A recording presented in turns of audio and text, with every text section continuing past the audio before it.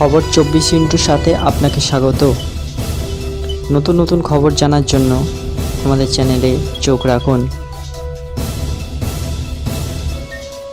আপনাদের স্বাগত। নতুন নিউজ ডে, ইসরায়েলি দূতাবাসের কাছে বিস্ফোরণ।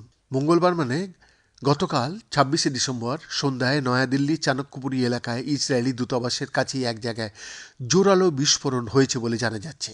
সংবাদ সংস্থা পিটিআই জানিয়েছে, ফোনে দিল্লি পুলিশকে এই বিস্ফোরণের খবর দেওয়া হয়। তারপরেই ঘটনাস্থলে পৌঁছে গিয়েছেন দিল্লি পুলিশের আধিকারিকরা, পৌঁছে গিয়েছে দমকল বিভাগের কর্মীরা এবং জাতীয় তদন্ত সংস্থার আধিকারিকরাও। সূত্রের খবর, এক অজ্ঞাত পরিচয় ব্যক্তি প্রথমে দমকল বিভাগে ফোন করে এই বিস্ফোরণের খবর দেন। দমকল থেকে পুলিশকে জানানো হয় বিষয়টি। সূত্রের খবর, ইসরায়েলি দূতাবাসের ঠিক পেছনেই এই বিস্ফোরণ। সূত্রের খবর, গতকাল সন্ধ্যে 6টা নাগাদ একটা ফোন আসে দমকল বিভাগে। এক ব্যক্তি এটা জানান, ইসরায়েলি দূতাবাসের পিছনে অবস্থিত এক ফাঁকা জমিতে একটি বিস্ফোরণ ঘটেছে। তবে এখনও পর্যন্ত তল্লাশি চালিয়ে ওই এলাকায় কোনো বিস্ফোরক পাওয়া যায়নি বলে জানিয়েছে দিল্লি পুলিশ।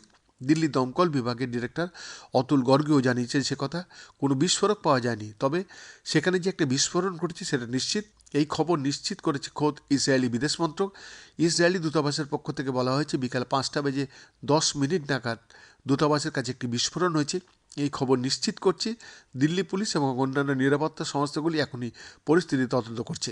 বিস্ফোরণের শব্দ পেয়েছেন স্থানীয় বাসিন্দারাও। দিল্লির ইসরায়েল দূতাবাসের কাছে পৃথ্বীরাজ রোডে অবস্থিত সেন্ট্রাল হিন্দি ট্রেনিং ইনস্টিটিউট, এই প্রতিষ্ঠানের নিরাপত্তারক্ষী তেজু চিত্রি বলেছেন, আমি বিকাল 5টার দিকে একটা বিস্ফোরণের শব্দ শুনতে পেয়েছিলাম। বাইরে এসে দেখলাম গাছের কাছ থেকে ধোঁয়া বেরোচ্ছে। বিস্ফোরণটা অত্যন্ত জোরে ছিল, প্রচণ্ড জোরে শব্দ হয়েছিল। এই ঘটনায় এখনও পর্যন্ত কারোর হতাহতের খবর পাওয়া যায়নি। কিসের থেকে বিস্ফোরণ ঘটল, কেউ ঘটালো না অন্য কোনোভাবে ঘটল, কিছু এখনও পর্যন্ত পরিষ্কার নয়।